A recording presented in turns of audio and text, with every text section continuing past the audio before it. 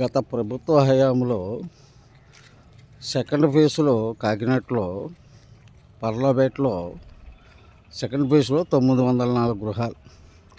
Election ముందు ఆదిమూలపు సురేష్ గారు ఇది ఎలక్షన్ ముందుగానే డిసెంబర్ నెలలో ఇస్తానని వాగ్దానం చేశారు. కానీ ఇవి ప్రస్తుతం ఎక్కడ వేసిన గొంగలే అక్కడే ఉన్నట్టుగానే ఉంది. ఈ విషయంపై అధికారులు స్పందన కూడా తక్కువగా కనబడుతుంది. జూన్ నెలలో ఇస్తామని నేటి ప్రభుత్వం వాళ్ళు అంటున్నారు. ప్రభుత్వం ఏర్పడి 9 మాసాలైనా దీనికి మోక్షం లేదు. అధికారులు అలాగా నచ్చజెప్పి పంపించేస్తున్నారు. లబ్ధిదారులు వెళ్ళి గట్టిగా మాట్లాడుతూ ఉంటే ఇది ఎందుకు జరుగుతోంది అన్న విషయం కూడా ఎవరూ ఆలోచిస్తలేదు. లబ్ధిదారులు దీనికి సంబంధించిన రుణాలకు సంబంధించి వడ్డీలు కడుతున్నారు, ఈఎంఐలు కడుతున్నారు. వడ్డీలు కట్టి ఈఎంఐలు కట్టడం అన్నది ఎంత దుశ్చర్య అన్నది ఆలోచించాలి. ఒకవైపు బాడుగా కట్టుకోలేరు వాళ్ళు సామాన్యులు. ఈ సామాన్యులని మీద సామాన్యులు నడ్డి విడిచే ప్రయత్నం ప్రస్తుత ప్రభుత్వం చేస్తుందా? కారణం ఏమిటి అన్నది ఇప్పటి వరకు కూడా మనకి ఏ విధమైన నో రెస్పాన్స్, అధికారులైనా అనధికారులైనా. ఇవి మొత్తం 904 గృహాలు. ఈ 904 గృహాలకి కూడా ఎంతవరకు కూడా ఈ 9 మాసాల్లో, అంటే ఎన్డీఏ ప్రభుత్వం ఏర్పడిన 9 మాసాల్లో కూడా మనకి ఇక్కడ పనులు అన్నవి ప్రారంభించలేదు. ఏదైనా ఉంటే గతంలో ప్రభుత్వం చేసిన బొక్కల వల్ల మేము చేయలేకపోతున్నాం, గతంలో చేసిన విపరీతమైన ఖర్చుల వల్ల మేము చేయలేకపోతున్నాం అనేసి ఇప్పుడు ప్రభుత్వం ఉంటుంది. ఇది కేంద్ర ప్రభుత్వం వాళ్ళ యొక్క డ్రీమ్ ప్రాజెక్ట్ ఇది.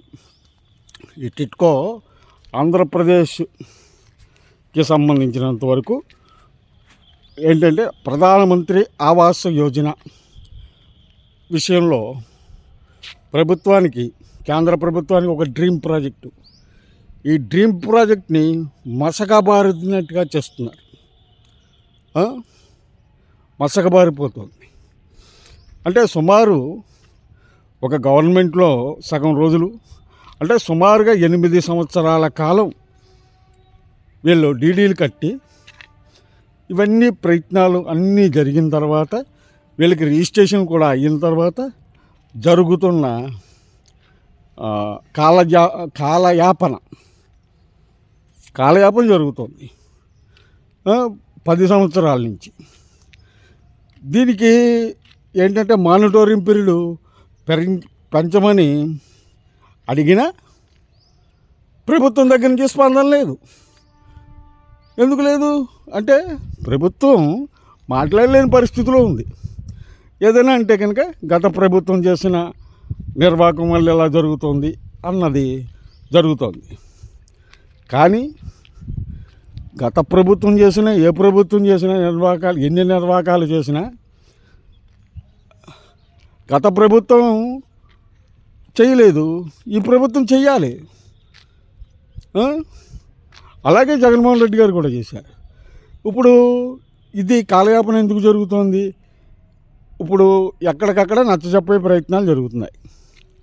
అంటే రేపు పొద్దున పురపాలక సంఘ ఎలక్షన్లలో మళ్ళా లబ్ధి పొందాలి అన్న ఉద్దేశంతో ప్రత్యేకంగా ఆలోచిస్తున్నారు వాళ్ళు. ఈ ప్రత్యేకంగా ఆలోచించడం అన్నది వాళ్ళ వరకు వాళ్ళకి బాగానే ఉండొచ్చు. కానీ లబ్ధిదారులు ఉసురు పోసుకుంటున్నారు. సామాన్యుడు కళ్ళంట నీళ్లు పెట్టిన ఏ ప్రభుత్వం కూడా సరైన మనుగడ అన్నది లేదు, రాదు కూడా. కాబట్టి ఈ విషయంలోని ప్రభుత్వం వెంటనే స్పందించాలి. ఈ స్పందన అన్నది కనబడుతలేదు, స్పందన శక్తి కరువైపోయింది ప్రభుత్వానికి.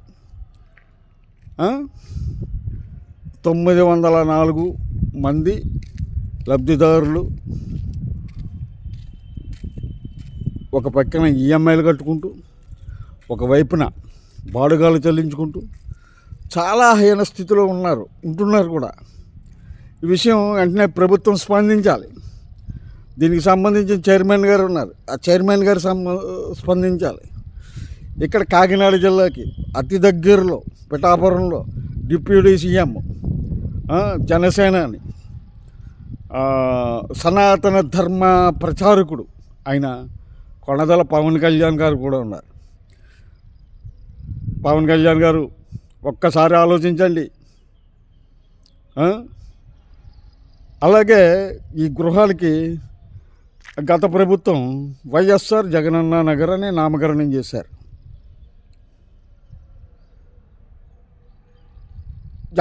ఎవరు నచ్చిన పేర్లు వాళ్ళు పెట్టుకుంటున్నారు. కానీ కేంద్ర ప్రభుత్వంతో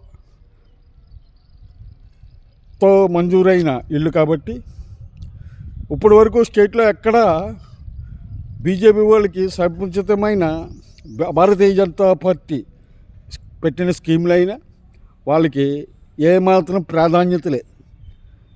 పురంధరేశ్వర గారు కూడా దీని గురించి ఏం మాట్లాడరు.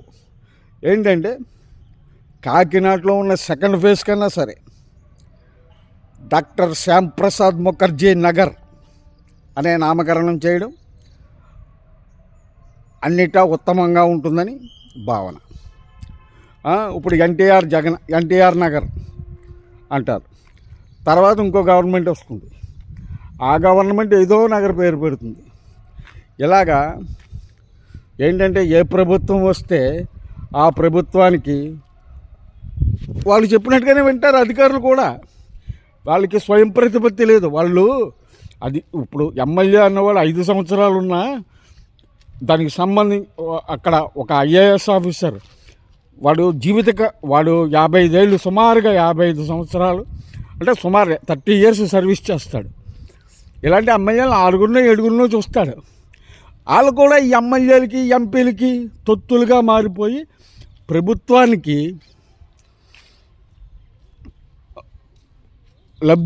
ప్రభుత్వానికి చెడ్డబేరు తీసుకొస్తారు. ఏంటంటే ఏ ప్రభుత్వం వస్తే వాళ్ళకి అంగీకారం చేస్తారు వీళ్ళు. ఇది ఎంతవరకు సమంజసం? ఇది మొత్తము అదిగోండి, అది లాస్ట్లో కనబడుతుంది, అది ఫస్ట్ ఫేజ్. అది 1152 ఫస్ట్ ఫేజ్. మౌలిక వసతుల సదుపాయం పూర్తయిపోయింది అంటారు, కానీ అక్కడ కూడా పూర్తి అవ్వలేదు. డ్రైనేజీ వ్యవస్థ సరిగ్గా లేదు, వాటర్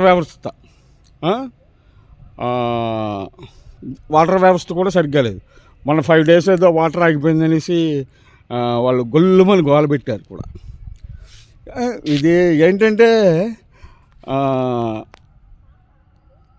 పోతే జనాలే కదా పోయేది, మనకేంటి, మనం పెద్దల డబ్బులతో ఎలాగా పెద్ద తిరుపతి వెళ్తున్నాం కదా అన్న పద్ధతిలో రాజకీయ నాయకులు కూడా ఆలోచించకూడదు. ఇందులో నేను తప్పులు మాట్లాడి ఉండొచ్చు, అధికారులకి మనసు బాధ కలిగించవచ్చు, కానీ యథార్థం ఒక ఇండియన్ సిటిజన్గా నా ప్రత్యేకమైన మనం ఏమిటంటే కనుక ఇటువంటివి జనాల కళ్ళమ్మట నీళ్లు రప్పించే విధంగా చెయ్యొద్దని ప్రభుత్వ అధికారుల్ని, అలాగే ఈ 5 సంవత్సరాలు పరిపాలన సాగిస్తున్న ఎమ్మెల్యేలని, ఎంపీలని కూడా సవినయంగా కోరుకుంటున్నాను. అందరికీ నమస్కారం. ఇప్పటికే చాలా పెద్ద వీడియో అయ్యింది. ఈ వీడియోని మీకు సాధ్యమైనంత వరకు ఎంతమందికి షేర్ చేస్తారో అంతమందికి షేర్ చేయండి. ప్రభుత్వంలోకి స్పందన రావాలి, ప్రభుత్వ స్పందన రావాలి, వచ్చి తీరాలి కూడా. సాధ్యమైనంత వరకు రాజకీయ నాయకులు, ఎనీ పొలిటీషియన్ ఎవరైనా సరే వాళ్ళందరికీ షేర్ చేయండి. అలాగే ఒక లైక్ కూడా చేయండి. ఏంటంటేని ఇది సామాన్యుడి వేదన, టిట్కో గృహాల గురించి సామాన్యుల వేదన ఇది. ఈ వేదనని ప్రతి ఒక్కరూ అర్థం చేసుకుని అధికారులకి ఎంతమందికి షేర్ అవుతుందో అంతమందికి షేర్ చేయవలసిందిగా కోరుకుంటూ సెలవు తీసుకుంటున్నాను. భారత్ మాతాకి జై, భారత్ మాతాకి జై, భారత్ మాతాకి జై. జై గురు.